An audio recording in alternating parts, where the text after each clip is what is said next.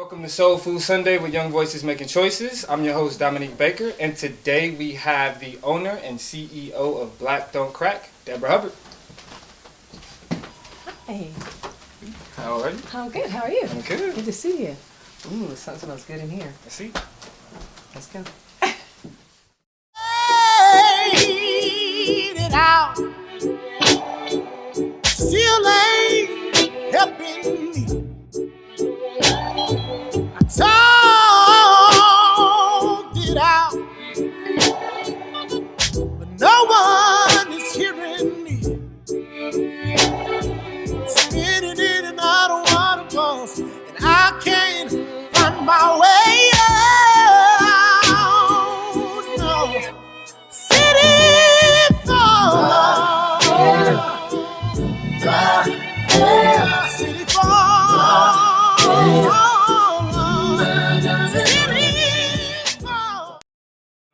We all love the name of your clothing line. Thank you. What inspired it? Oh gosh, that could take a couple hours, but since I know we have limited time, I'll shorten it. You know what? For me, it was about reinventing myself. I was going through a rough period in my life, a divorce, 3 children, and I really had to start all over again. And I was like, what am I gonna do? I've done so many things. So it's like, okay, but this is serious. This is about me. And so the phrase was put to me, and this phrase has been said for generations. So I didn't invent the phrase. So I know you guys are young, you're millennials, but I didn't invent the phrase. But it was put to me in a way that somebody was referring to me as being strong and not cracking under the pressures. And I'm like, wow. I'll add the double mantra of resilience, perseverance. Because it usually talks about cosmetics. Yeah, it's about forever youthful skin. Right. It's about us not wrinkling or aging. But I said, if you think about it, it's kind of superficial. Right. And I wanted it to have a meaning that it could connect with everybody. And even you guys, as young as you are, I'm sure there's adversities that you've gone through that you're like, God, I feel like I'm at the brink of cracking, but you didn't. And if you look at our forefathers and mothers and the slaves and what we've been through as a nation, my brand connects to all of that. Yeah. It does. So, yeah. Especially what we're going through now. Oh, yeah. Now more than ever, it's needed. So what made you connect that mantra, like that, the morphing of that phrase to fashion, to clothing line? Well, you know what? I mean, you look at fashion today, and there's no meaning in anything that you wear. Right. And, I'm a woman. And, my mother always taught me to go out and look nice and whatever, but I wanted something that people could wear, and like my t-shirts, they actually say my phrase on it, Black Don't Crack. Right. And I said, could you imagine if somebody has a story? So I tell people, it's not just about a t-shirt or a phrase, but it's about a meaning that really can connect and start dialogue with other people. So I wanted that phrase to be put on a shirt that people could connect. So it's about connection. And it's doing that. And everybody, when I'm doing sales, I tell people at the end of my sale, there's a warning that comes with my t-shirt. You will be stopped. And I don't care where I am. If I'm in an airport, like with my hoodies on and I'm like cold in the airplane, people will stop me on the plane and they're like, well, what does that mean? Is it racist? White people will ask me, is it racist? Really? And I'm like, racist? Why would you go like to the negative route? Right. Because it's saying Black Don't Crack. So to me, that means that it's something strong and strength. Wouldn't you guys think that? Yeah, absolutely. And they're like, no, we thought that it might be racist. Well, it's like, probably because how they see blackness. Yeah. Well, it's supposed to crack under depression, white assume- supremacy, and yeah, they racism and oppression. well, they always have a way of flipping it. Right. Whatever we do. Pro-black is anti-white. Right. And it's not. It's not. But what's really cool about it is it's actually transcending color line. Because I talk about white people, hey, if you have had a dark moment in your life and if you can say that you've overcome it, you're Black Don't Crack. Right. So why can't we at one point all come together? Okay. So it's kind of like, it reminds me of like food. Like, and how that and what that represents. Because like, even as a youngster, taking pride in wearing clothes that it meant for us, by us. And even though being younger, we didn't understand those experiences of having your own, it's still to be able to rock you, rock what you stand for is great. Exactly. It's great. It's huge. Now, the AMAs just happened. And now being that your expertise is in fashion, what do you think about some of the red carpet looks? Can I be honest? Yeah. Can I be honest? Honesty is the policy. Well, like some of those chicks look like hoes. Come on. It's like you have to give it all and show it all, and come on. It's like sometimes you don't have to reveal everything Right. to be beautiful, Right. and and I think there's a lot of insecurity going on with women that we have to feel like we have to give it all in order to get all the attention. Right. And for me, I don't know. I think sometimes less is more, but Right. sometimes more is less. And they don't need to, you don't have to reveal everything. I'm into the classic look. And Right. and I think that, and then like children, I have 3 kids. And I want my kids, if they were walking the red carpet, I wouldn't want them to be so exposed. Yeah. Right. So you have to think about that too. But And most of them women have children. They have families. As well, They have families. And it's like later on, like when your kids, 10 years, 20 years later, they watch this, like, are you proud? Right. Right. I always want my kids to be proud of me, so. Now, it's definitely something to be said about how certain groups will argue that that revealing sexual nature is more kind of taken back, an identity that's been stolen from women, or even the ability to be sexual without being sexualized is something that's been stolen from women. So, what do you say to the people that will argue that is the route that we need to go? Like we need to bear ourselves. Like Yeah, because women like Amber Rose will promote a certain image. Like I don't agree. I don't even get the point of slut rock. I don't feel like being over sexual, or I guess having a more generous lean towards sexual fluidity does not promote sexual freedom or freedom in general for women. Now, with that being said, do you feel like with your brand you promote a sense of elegance and class? Because I feel like you elude that just sitting here. And when you describe it, you talk about handling one's problems, but doing so with grace.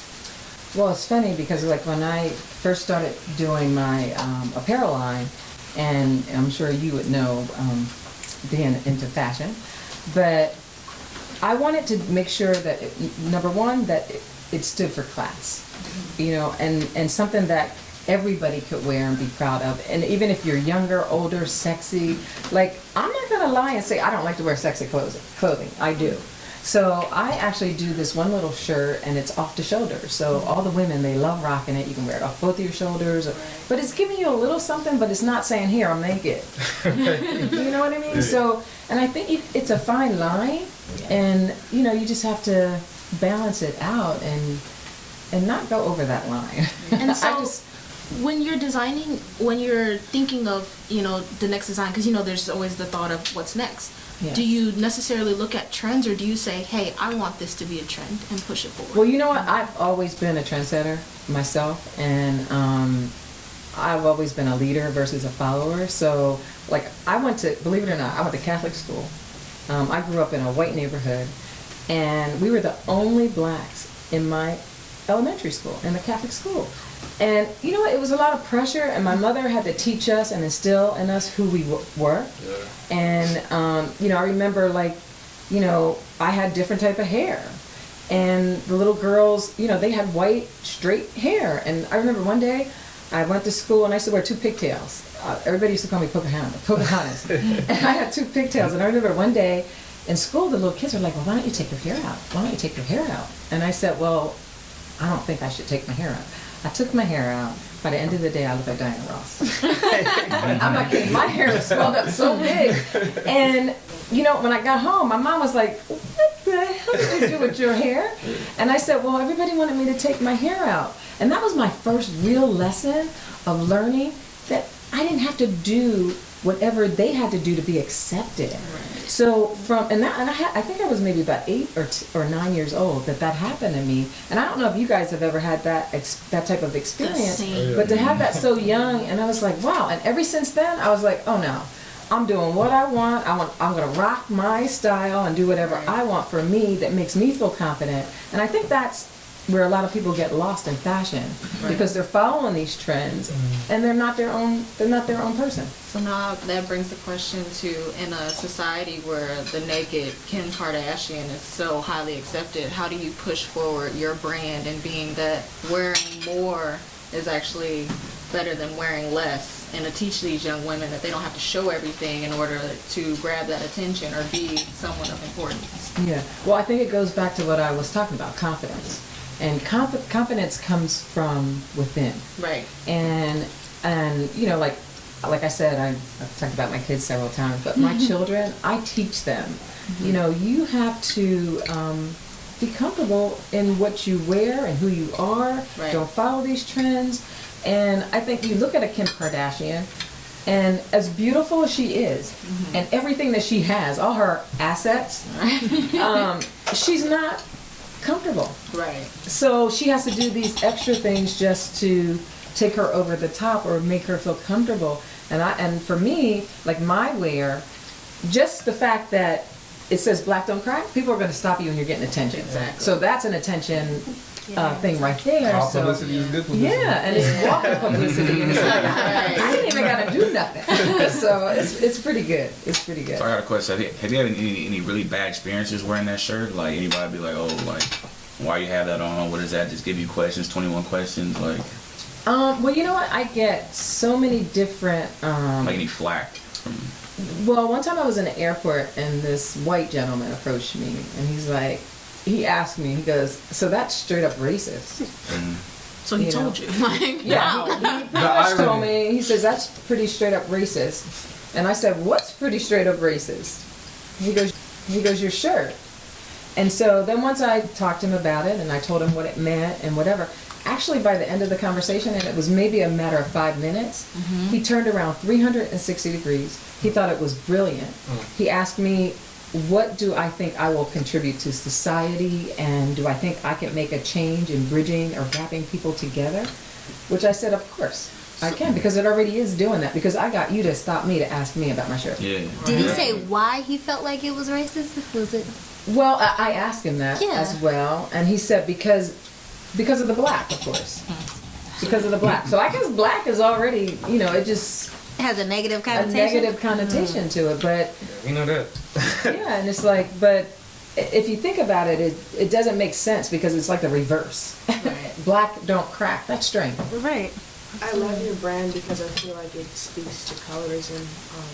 Right now, I feel like there's a movement for brown skin girls, and in the media, they've pitted black women against each other. But I grew up learning that black don't crack meant that being a black woman meant you had the blessing of beautiful skin, and you would look like a queen well into your 50s and 60s.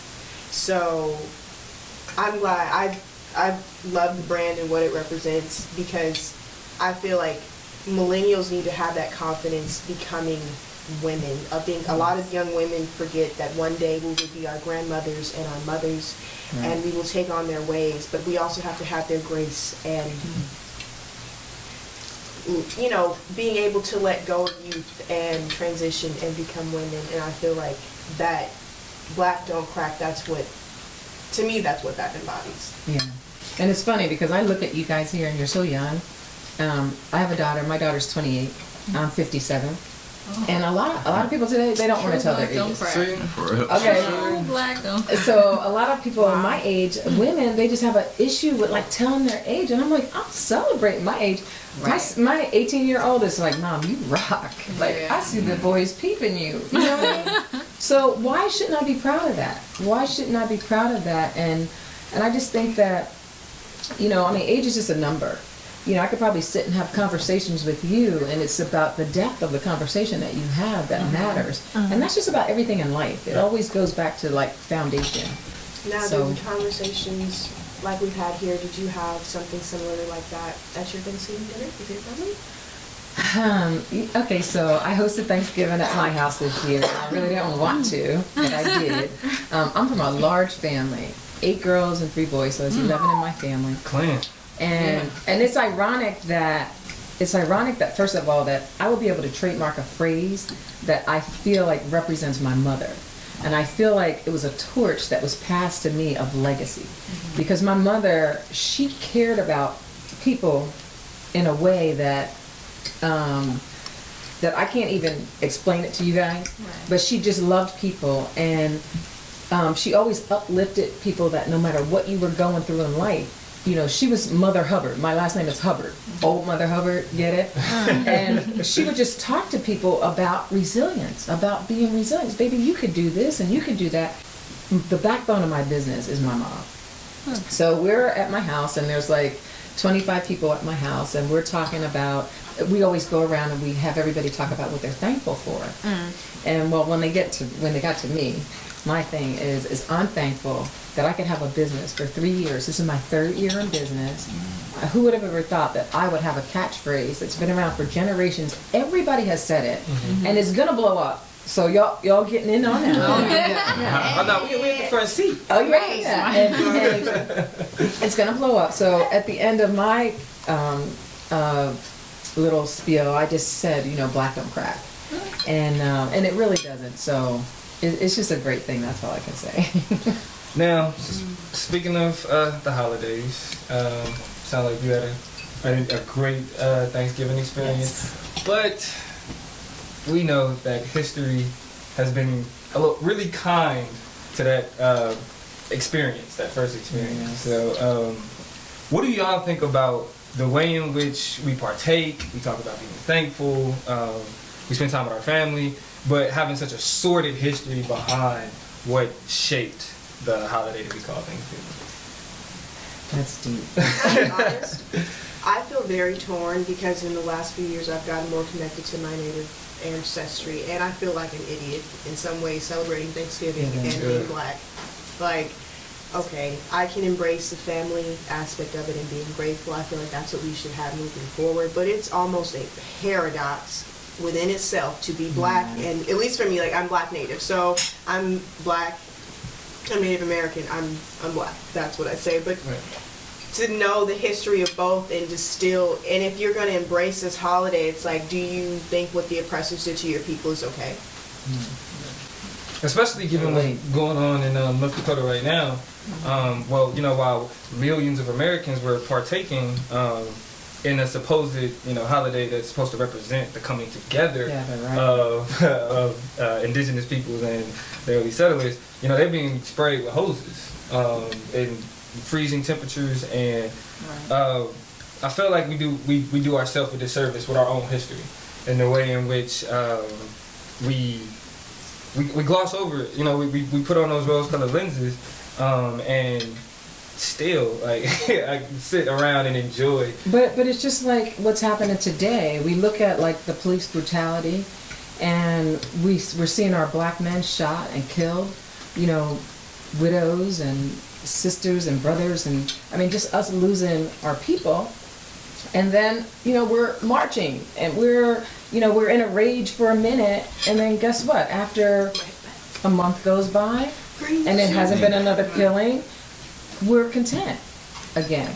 And it's just like slavery. If you think about that, it was the same thing. Right. So we're repeating history, and it's like, when does it stop? And when do we stand, really stand? And unity comes in numbers, and it's like, when are we really going to stand together? It's like with Black Friday, for example. Exactly. It's the same thing. Yeah, it's like, you know, the history of it, the sordid history of it, of, you know, selling human beings at a cheaper price, you know, on a certain day, it's problematic. And yet, black people, as the largest group of consumers in the country, still turn over them dollars to the same, you know, people that kept us enslaved in the first place. I guess what I wonder is, does everybody know, like, there are the people who are woke, and then there are of us that are still, you know, we just go with the flow of things. So my wonder is how many of us know, and how many of us care to the point where we'll put our black dollars or dollars period into, say, the black own businesses or small businesses on the following day. Like, because that's what Black Friday should mean. Yeah, you know what I mean? exactly.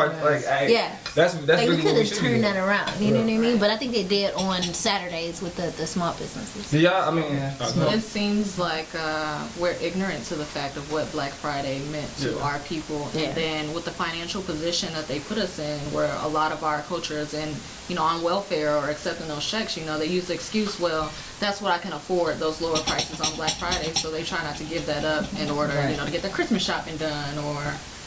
I just think we compromise too much. Exactly. We compromise too much, and when does that stop? Right. For me, it's though, I looked at the, I don't know if you guys knew this, Girl Scout cookies, the Samoas. So they repealed the name. They changed it to a different name because it offended. Did that. It offended a whole nationality. People, Yeah. And so Exactly. I don't necessarily think that so Black Friday is about sales. Let's make it about that and change the, not necessarily, I don't want to partake in it. Let's change the meaning of it more so. who's not familiar with where it came from though? Yeah. After doing research, I was Right. but I wasn't. And even that's what I mean. All of these years that I've been partaking, I partake when I felt like it or not. But I didn't understand that it was based back into slavery and we were being sold. And that would have made me have a different effect. And even that makes me look at my family, my friends, and people like that. It's nobody knew. They knew what. Okay. There's that, and then there are other stories like the one of the financial crisis in 1869 where they were buying all the gold and it collapsed the market. On a Friday, Yeah. They also Pennsylvania, the cops out there, they were tired of dealing with the crazy commuters, the rude people, and all of that. So they attempted, as the story goes, the Huffington Post kind of described it as such, but they said that the cops wanted to brand it as a bad thing. So they called it Black Friday, so that people would be like, we don't want to, right? Black having that negative connotation. We don't want y'all to come out. But the corporations, flipped it and was like, hey, Black Friday, we going into the black. We selling everything has to go. But that's why you guys are so imperative and important. That I know on my social medias, I give a history of what it's about because some people don't know, Right. And especially older people. They don't know. So, it's you guys, you're our future and you're the ones that's really going to enlighten people. So how do you think us as millennials could spark a change and make it different? You are the change. It ain't sparking a change. You are the change. That's why if you look at even the election, if we want to go back to the election and what happened with the election, millennials, first of all, you have to believe that you're a part of the change. Right. What is change? What is change to you? What does change mean to you guys? Change mean Stand up what you believe in. Exactly. Yeah, and not being content after you get to a certain point. That's how we keep repeating history, as we get content and then they start to, push back. Yeah. And with you guys, because you're the now generation, you're not settling. So you are going to make the change and people are going to listen to you. Now, I guess it's up in the air more so about who views themselves as millennials. Because I consider myself an older millennial. You got some people that you got some people that don't really like to fit within it. But Pew Research pretty much describes millennials as anyone from I think it's 82 to the late 90s or something like that. But they also said what I found the most interesting about the way in which Pew researched millennials was that they said we were the most racially diverse group, racially diverse generation, with 40% of millennials being minorities. Now, with that being said, how do you view millennials? How do you view who we are as people, not just from a social change perspective, but with Facebook and all of those things still being fairly new to you. How do you? Well, wait. What do you mean still? Wait, hold on. Let me just say something, because I remember when Facebook first came around. When Facebook first came around, and it was only the college students that were on Facebook. And my daughter, I'll never forget. My daughter was attending Southern University, and so she's like, and so I said, and so I was watching Good Morning America, and they were like, all these millennials, they're on Facebook, they're starting these social medias. And if you know anything, if you want to know about your kids and what they're doing, go on. Right. So what do? Right. I go on Facebook. Right. And so my daughter, I said, guess what? I got a Facebook page today. She went ballistic. I was about to say, She went ballistic, and she goes, Mom, you need to get off of there right now. You don't need to get on Facebook, and you don't need to. But you know what? I'm so glad I did, because I did peep her. I could see what she was doing. But the change, I mean, social media and what you guys can do with just social media is beyond. So you take a positive outlook on. Oh, definitely. Well, first of all, I tell like younger kids, don't have it. Like when I'm selling, I'll ask little kids, I'm like, well, do you have they might be 15, 16, whatever. I'm like, do you have an Instagram page? Because, I'm trying to get followers. Do you guys have an Instagram? And they're like, no. And I said, don't get it, because it is a waste of time. I think you need to use Instagram for a purpose, or a platform. But people are becoming rich. You're having Instagram stars that are making millions of dollars. Look at Shade Room. Gets paid, yeah. And you can make it a viable business. So, and you guys, that is the new way of, nowadays you don't have to, like with me, you had to go to college, you had to get a degree, you had to do this to be successful. That was our route. Now it's totally different. You could be on Instagram and become an Instagram star, and you ain't got to worry about college. Right. Even though I'm still right. to go to college.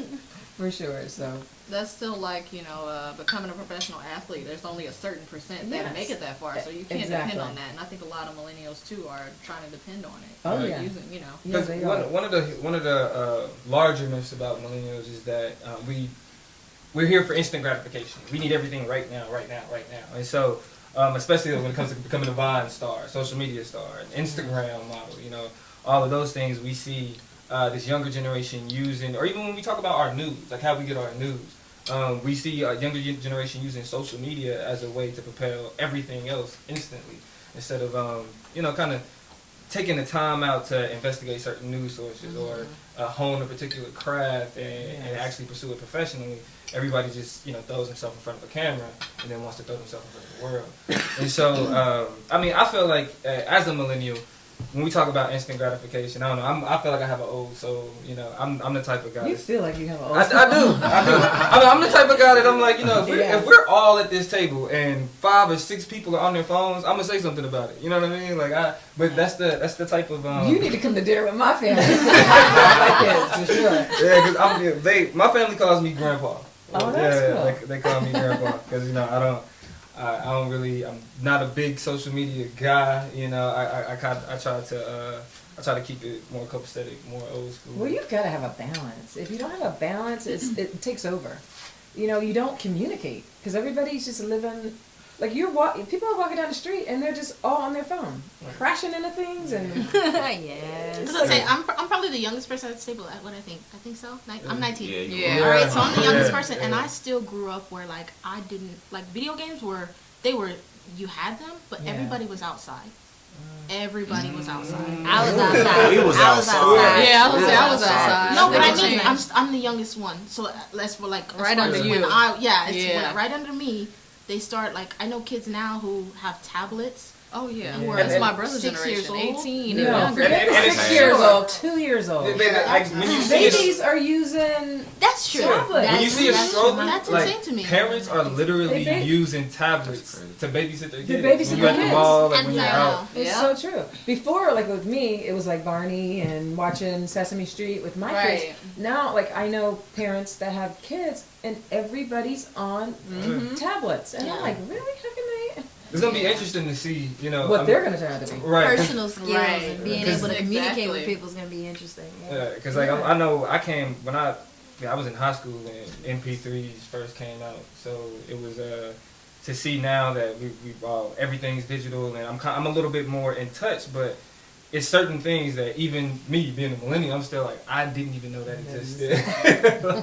It's the biggest thing out, and I'm last. You was walking around with a CD player. Had to walk man. I still have my no skill walking with the hoodie. Sticking in the hoodie. My earliest Christmas, my father got me a Michael Jackson tape, and I still have it. Oh. I got my tapes. I have vinyls. Really? I love. Okay, MP3 changed my life, and so did LiveWire. Yeah, it did. Oh, live. Yeah, Yeah, LimeWire was. LimeWire. You could download like, It was lit. but your Yes. viruses were.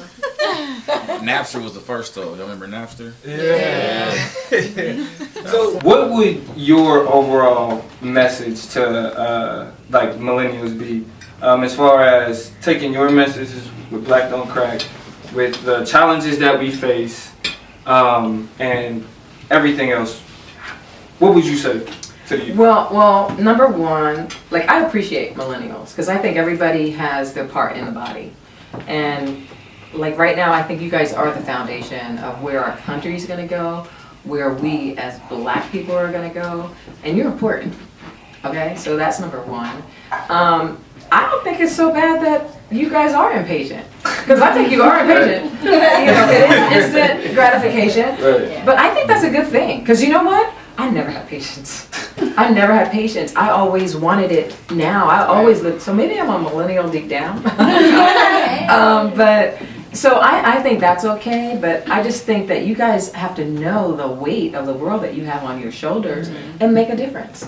Because you guys can definitely do it. You can make a total difference of how this world is shaped. I mean, you look at this election, I hate to blame stuff on people, but you know, 43% of millennials didn't vote. Yeah. That's pretty high, guys. Yeah. You know, and in the long run, we could suffer for that. You know what I mean? But you know, we can't cry over spilt milk. We can still do what we got to do, because I believe that guy's gonna get impeached anyway. But so we just have to. You guys just have to keep it strong and just keep it going for Black people, Americans, women, men. You know.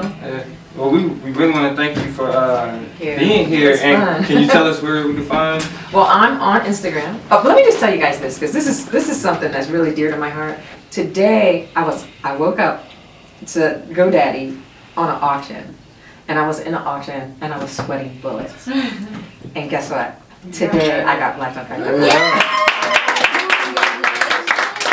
I am so excited. I can't tell you. You guys might not even know the magnitude of what that is, but it is huge. So It's what you're huge. saying is, going forward, we will be able to find you at blackdon'tcrack.com. Oh, blackdon'tcrack.com, and then I'm on Instagram as Black Don't Crack, so I'm like straight up Black Don't Crack. Miss Deborah, I love your resilience, and going forward, Young Voices Making Choices aims to be that, and as they say, apples don't fall far from trees, and your Black doesn't crack, mine won't crack, and I just wanted to thank you so much for joining us Thank you today. so much. And just to wrap it up, you mentioned that us millennials will have to be the ones to take the charge going forward. I feel like a book we all need to get our hands on to increase our civic aptitude and mental compass being millennials is Michelle Alexander's The New Jim Crow. That is our book of the month. So please check that out. And thank you so much for joining us in another evening for Soulful Sundays Live at 5. I'm your host, Giavanni Glover. Good night. Spinning in and out of waterfalls, and I can't find my way out. No, city falls, city falls.